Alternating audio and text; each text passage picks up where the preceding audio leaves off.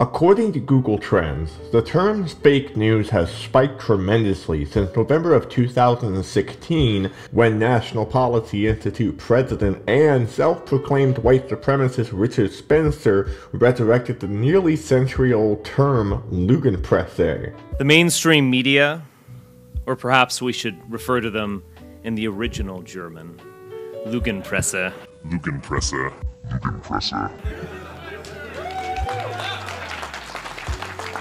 Lügenpresse is German for lying press, which gained a surge in popularity during the rise of the far right in the Weimar Republic, as part of their propaganda against the Jewish people. Since then, many groups including far-right factions have adopted their terms in both German and English. One should always question their sources by exercising critical thinking and get another opinion when consuming news and media pertaining to current events. But it is also important to question who is crying fake news and their intentions. Here's a little exercise. Try to spot when PragerU attempts to sway your political opinion about the left wing. The communist government of the former Soviet Union thought that by controlling access to information, they could keep their citizens in line. Consistent with the Orwellian nature of the Soviet Union, the country's most important newspaper was Pravda. Pravda is the Russian word for truth. But Pravda was not truth. It was full of lies. But here's the thing. Almost no one in the Soviet Union was fooled. They knew they were being lied to. Ironically, unlike most citizens in the Soviet Union, citizens in 21st century America are fooled by their news media.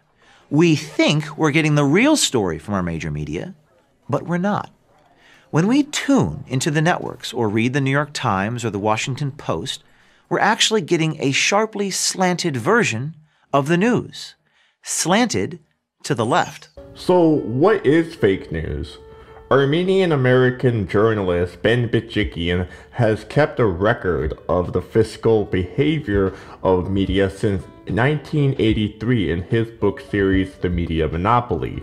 In the book, he has stated that 90% of the media was, at the time, owned by 50 companies. There is no America. There is no democracy. There is only IBM and ITT and AT&T. And DuPont, Dow, Union Carbide, and Exxon. Those are the nations of the world today. What do you think the Russians talk about in their councils of state? Karl Marx? They get out their linear programming charts, statistical decision theories, Minimax solutions, and compute the price-cost probabilities of their transactions and investments, just like we do. Since then, in 2011, the same 90% of American media has been narrowed down to just 6 companies. These companies include General Electric, News Corp, Disney, Viacom, Time Warner, and CBS.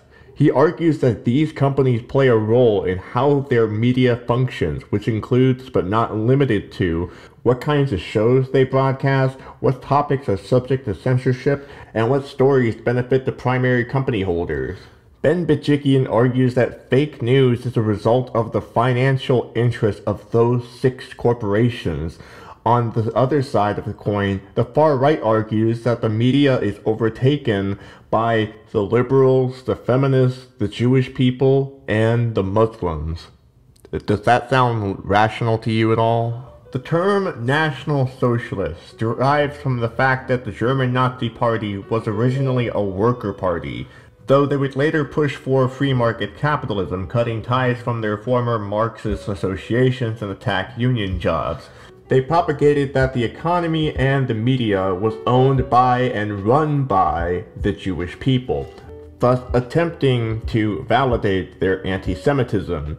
This is where Lügenpresse began to catch on as a popular term. Essentially, what I'm equating to here is that fake news is what we call a dog whistle, a code word. When the far right cries fake news, it's not that they're seeking fair and accurate reporting like Ben Bajikian advocated. They're instead looking for confirmation bias in their pundits and journalism. If a report conflicts with their belief, they will dismiss it as unimportant to them. While it is true that in recent time the media has reported subjects such as women's rights and the LGBT in a much more positive light and a much more frequent rate, it does not indicate who owns it. The political climate has drastically shifted in the past 50 years, so mainstream media are more likely to appeal to what is popular because it is profitable, not because of who they are associated with. Essentially, when it comes to the far right, this is not about quality journalism. This is about silencing their opposition and manipulating their audience. Since the extreme right specifically advocates against issues like immigration, women's rights, and equality, members of the extreme right will do anything in their power to antagonize and silence journalists who write about those specific topics, making sure that the author writes with a narrative that coincides with the agenda of the far right. This is also why there has been a surge of so-called alternative facts news sites in the last few years, such as PragerU. And seriously please, can they stop showing up on my advertisements? Can they stop showing up on YouTube? Can they stop showing up on Spotify? Can you please shut the fuck up and leave me the goddamn fuck alone, PragerU? Can you please fuck off? We don't wanna fucking see you. We don't wanna fucking ever goddamn see you. Please piss off and leave us the fuck alone. You are literally worse than goddamn George Orwell. Leave us the goddamn fuck alone, PragerU. Go the fuck away. You are worse than Big Brother. You are literally brainwashing people. It's worth noting that fake news is a rather short and quippy term, giving the far right a social advantage against journalists who don't report with a far right narrative. Audiences who will outweigh fake news over a long report because it is shorter and easier to read. Most people would argue that they themselves do read both sides of the argument before coming to a conclusion, but short buzzwords do usually prevail and are more accessible. So crying fake news in the comments section of a post in the social media gives the audience a biased perception of the article that they are about to read even before they get the chance to read it, which is dangerous to any intellectually honest debate platform that prides itself on critical thinking and examining all of the facts. This is why it is important to question everything and anything you read, including articles written by the media, as well as the accusers of the media. If you want accurate journalism, take the story and get a second and third opinion via Google search, and then come to your own conclusions. Do the critical thinking for yourself. Don't let others do the thinking for you. Hey guys, I actually decided to set up a Patreon this time. So if you decided to support me, you can go ahead and go to the description or the link in the screen and check out the perks. And be sure to subscribe for more of the content. And check out some of my other videos as well, because I am a content creator. Yeah. But anyway, take care folks. I'll be around. Until next time, stick around. Bye-bye.